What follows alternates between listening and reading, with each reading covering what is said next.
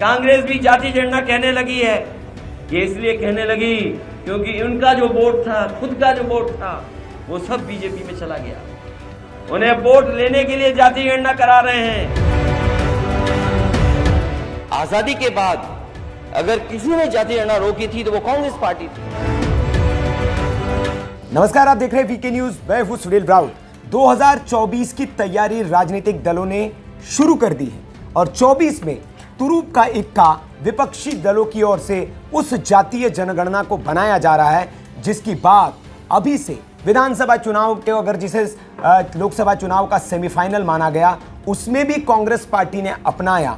चाहे बिहार में नीतीश कुमार हो या फिर सबसे बड़ा राजनीतिक दल जिसे हम कहते हैं कांग्रेस, जो सबसे बड़ा विपक्षी राजनीतिक दल है कांग्रेस, उसकी अगर हम बात करें तो वो 2024 के चुनाव में जातिगत जनगणना को बड़ा मुद्दा बनाने जा रही है। ये उनके मुंह से पता चलता है। लेकिन जातिगत जनगणना वाला कार्ड जो है वो कांग्रेस का इंडिया गठबंधन के सहयोगी दल ही कैसे फेल करते हुए दिख रहे हैं, इसका बड़ा उदाहरण अब सामने आने लगा है। दरअसल अखिलेश यादव कांग्रेस की राह में सबसे बड़ा रोड़ा बनने जा रहे हैं 2024 में, और अखिलेश यादव कांग्रेस के सारे गेम प्लान को खराब करने वाले हैं। इसकी बानगी अभी से देखने को मिल गई है। मध्य प्रदेश के चुनाव में जब से अखिलेश यादव और कांग्रेस के बीच गठबंधन को लेकर बात बिगड़ी है, तब से अखिलेश यादव कांग्रेस को लेकर खासे आक्रामक हो गए। मध्य प्रदेश के चुनाव में अगर आप देखेंगे तो कांग्रेस को उन्होंने झूठी पार्टी और कांग्रेस के लोगों को झूठे लोग तक करार दिए थे और खुलकर उन्होंने कहा था कि इस पार्टी को वोट मत देना, ये झूठों की पार्टी है और ये झूठे लोग हैं। कांग्रेस को भी वोट मत देना, बहुत चालू पार्टी है कांग्रेस। सावधान रहोगे कि नहीं रहोगे? अरे जब हमें धोखा दे दिया तो तुम कहां के बंसल हो? तो अखिलेश यादव ने ये जो मोर्चा खोला था सिर्फ मध्य प्रदेश के चुनाव तक सीमित नहीं था। मध्य प्रदेश के चुनाव खत्म हो चुके हैं, कल नतीजे आ जाएंगे, वहां पर वोटिंग हो चुकी है, लेकिन अखिलेश यादव अभी भी कांग्रेस के पीछे पड़े हुए हैं। और 24 में कैसे कांग्रेस की मिट्टी पलीत करने वाले अखिलेश यादव, इसकी बानगी उत्तर प्रदेश के विधानसभा में भी देखने को मिली। उत्तर प्रदेश के विधानसभा में अखिलेश यादव जब बोल रहे थे, उनके निशाने पर तो होनी चाहिए थी भारतीय जनता पार्टी, योगी आदित्यनाथ, वो थे, लेकिन उनके निशाने पर एक और दल था जिसका उत्तर प्रदेश में उतना जनाधार नहीं बचा है। विधानसभा में उनके ज्यादा विधायक नहीं है, फिर भी अखिलेश यादव के निशाने पर थी कांग्रेस। और कांग्रेस को निशाने पर लेते हुए उन्होंने जिस बात का जिक्र किया वो बात थी जातीय जनगणना वाली। क्या कहा अखिलेश यादव ने, पहले आप सुन लीजिए, फिर उनके बयान के मायने और अखिलेश ने ऐसा क्यों कहा ये मैं आपको बताता हूं। उस समय कांग्रेस पार्टी की सरकार थी। कांग्रेस पार्टी के उस समय की लीडरशिप से न केवल नेताजी ने बल्कि शरद यादव जी ने, आदरणीय लालू प्रसाद यादव जी ने, और दक्षिण भारत के जितने नेता थे, जितने दल थे, उन सब नेताओं ने मांग की थी कि जाति जनगणना होनी चाहिए। उस समय कांग्रेस पार्टी ने आश्वासन दिया कि हम आंकड़ा जारी करेंगे, आंकड़े लेंगे, लेकिन कभी आंकड़े नहीं आए। 1931 के बाद, आजादी के बाद अगर किसी ने जाति गणना रोकी थी तो वो कांग्रेस पार्टी थी। तो सुना आपने, अखिलेश यादव ने कहा कि जातिगत जनगणना के खिलाफ अगर कोई सबसे बड़ी पार्टी है तो वो कांग्रेस पार्टी है, और जातिगत जनगणना को रोकने का काम अब तक अगर किसी ने किया है तो वो कांग्रेस पार्टी ने किया है। तो इसका मतलब यह है कि अब अगर जातिगत जनगणना की बात कांग्रेस कर रही है तो वो सिर्फ और सिर्फ महज सियासी फायदे के लिए बात कर रही है।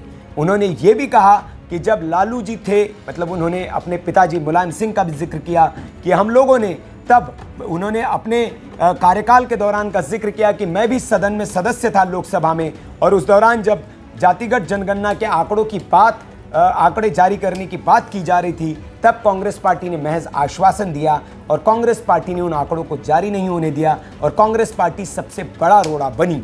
तो सवाल यह है कि अखिलेश यादव को विधानसभा में यह कहने की जरूरत क्यों पड़ी? यह पहली बार नहीं है। अखिलेश यादव ने मध्य प्रदेश के चुनाव प्रचार के दौरान छतरपुर के राजनगर में जब वो प्रेस कॉन्फ्रेंस को संबोधित कर रहे थे, तब भी उन्होंने इस बात का जिक्र किया था। उन्होंने कहा था कि मंडल कमीशन की जो सिफारिशें थी उसे कांग्रेस पार्टी ने लागू नहीं होने दी, और जातिगत जनगणना के विरोध में अगर कोई सबसे बड़ी पार्टी है तो कांग्रेस पार्टी है, और जातिगत जनगणना की अगर वो बात कर रही है आज, तो ये सिर्फ महज एक सियासी ढकोसला है, इस पर कभी भी कांग्रेस पार्टी सीरियस नहीं रही है। कांग्रेस भी जाति जनगणना कहने लगी है। ये इसलिए कहने लगी क्योंकि उनका जो वोट था, खुद का जो वोट था, वो सब बीजेपी में चला गया। उन्हें वोट लेने के लिए जाति गणना करा रहे हैं।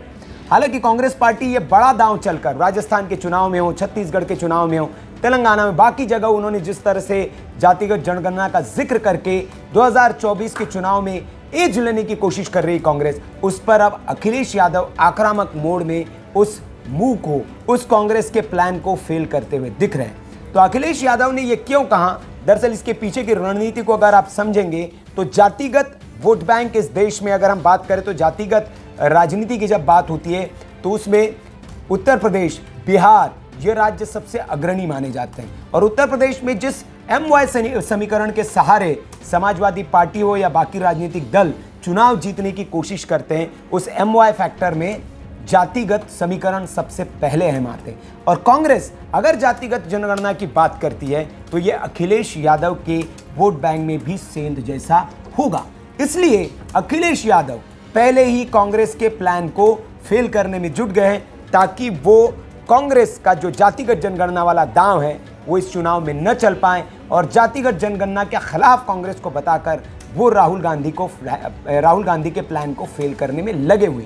हालांकि भारतीय जनता पार्टी के लिए बहुत अच्छी बात है कि इंडिया गठबंधन के जो दल है, हालांकि अभी भी इंडिया गठबंधन में है अखिलेश यादव, उन्होंने बाहर निकलने का ऐलान नहीं किया है ऑफिशियली, लेकिन वही अगर कांग्रेस पर हमला बोल रहे हैं और 2024 के चुनाव से पहले कांग्रेस का जो 2024 के चुनाव में तुरुप का इक्का जो है जातीय जनगणना वाला कार्ड, उसी की काट अगर वो बन रहे हैं तो ये भारतीय जनता पार्टी के लिए तो अच्छी बात है।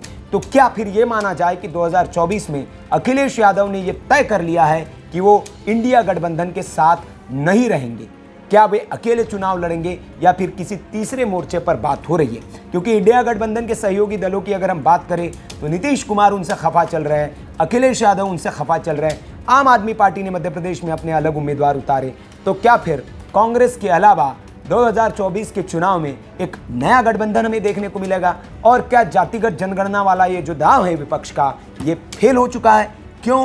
क्योंकि जातिगत जनगणना के जिस दांव को चलकर मोदी को हराने का विपक्ष ख्वाब देख रहा था, उस चक्रव्यूह में अब विपक्षी दल खुद ही फंसते हुए नजर आ रहे हैं। इस खबर पर आपकी क्या राय है? आप कमेंट बॉक्स में हमें जरूर बताएं। वीडियो अच्छा लगा हो तो लाइक करें, शेयर करें और ऐसी खबरों के लिए आप देखते रहिए वीके न्यूज। नमस्कार। वीके न्यूज उत्तर प्रदेश, उत्तराखंड, सच का सारथी।